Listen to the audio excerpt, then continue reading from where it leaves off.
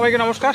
নতুন একটা ভিডিওতে আমি আবার চলে আসলাম এমন একটা জায়গায় যে জায়গাটা তোমাদের একটু দেখানো দরকার। এটা একটা ইনফরমেটিভ ভিডিও হতে পারে তোমাদের জন্য, ঠিক আছে?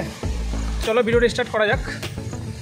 আর এইখানে আমার সাইকেল দাঁড় করানো আছে, এই যে জায়গাটা।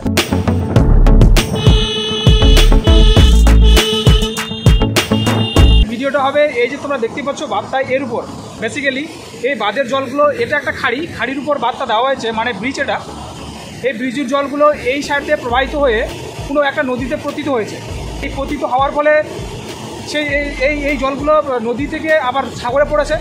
তো তোমরা বাঁধটা দেখতে পাচ্ছ এই সাইডে নিচু, মানে এই সাইডে নিচু, আর সামনে যেটা আছে সেটা উঁচু।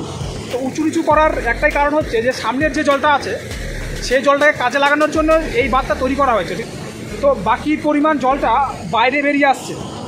বাঁধের আকারটা তোমরা দেখতে পাচ্ছ। আর এই জল তোমরা দেখতে পাচ্ছ সামনে, এই যে কোনো নদী বলো, যে কোনো নদী খাড়ি সোজা পথে প্রবাহিত হয় না, এঁকে বেঁকে প্রবাহিত হয়। এর কারণটা হচ্ছে, আমরা জানি জলের ধর্ম হচ্ছে উঁচু দিক থেকে নিচুর দিকে প্রবাহিত হওয়া। আর প্রবাহিত সে দিক দিয়েই হবে যে দিক দিয়ে মাটি নরম অবস্থায় থাকবে, ঠিক আছে? তো আমরা এই মুহূর্তে লক্ষ্য করতে পারছি যে এই খাড়িটা সোজা পথে প্রবাহিত না হয়ে একটু এঁকে বেঁকে প্রবাহিত হয়েছে। এর কারণটা হচ্ছে, তোমাদের দেখানোর চেষ্টা করব,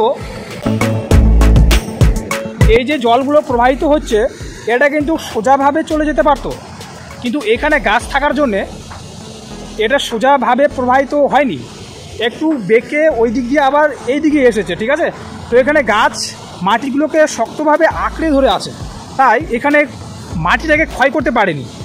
তো জল সেখানেই ক্ষয় করে যেখানে মাটির নরম অবস্থায় থাকবে, তাই না? তো এইখানে মাটিগুলোকে শক্তভাবে ধরে আঁকড়ে কি আছে, গাছ, তাই না? তো মাটিগুলোকে ক্ষয় করতে পারেনি, ওই জন্য এখানে বাধাপ্রাপ্ত হয়ে জলগুলো ঠিক ওই দিক দিয়ে প্রবাহিত হচ্ছে, ঠিক আছে?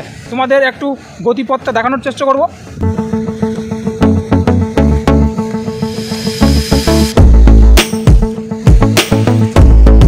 ঠিক এই সাইড দিয়ে চলে যাচ্ছে।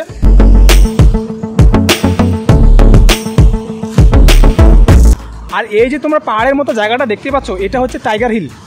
মানে এটা দার্জিলিং টাইগার হিল নয়, এটা হচ্ছে ডাবর টাইগার হিল, একটা পিকনিক স্পট, ঠিক আছে? বছরের ডিসেম্বর থেকে জানুয়ারি মাসে এখানে প্রচুর পিকনিক প্রেমিক লোকরা এখানে আসে আর প্রচুর পিকনিক করে। তো এইদিকে জল একটু বেশি আছে আর এইদিকে জল একটু কম আছে, ঠিক আছে? তো এটার কারণ হচ্ছে এখানে বাঁধ দেওয়া হয়েছে যাতে উপরে জল সঞ্চিত অবস্থায় থাকে আর নিচে বাকি জলটা পড়ে যায়। তো দূর থেকে তোমাদের দেখানোর চেষ্টা করবো বাচ্চাকে।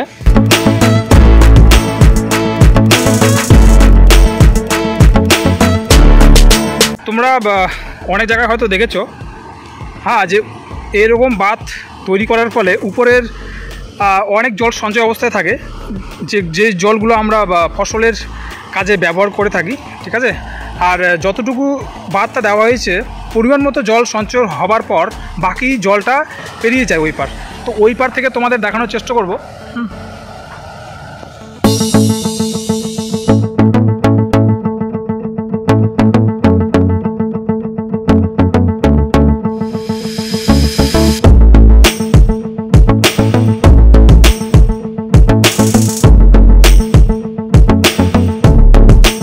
দেখতে পাচ্ছ এই ব্রিজের রাস্তাটা ঠিক এই সোজা হয়ে উপরে উঠে গেছে, ঠিক আছে, রাস্তায়।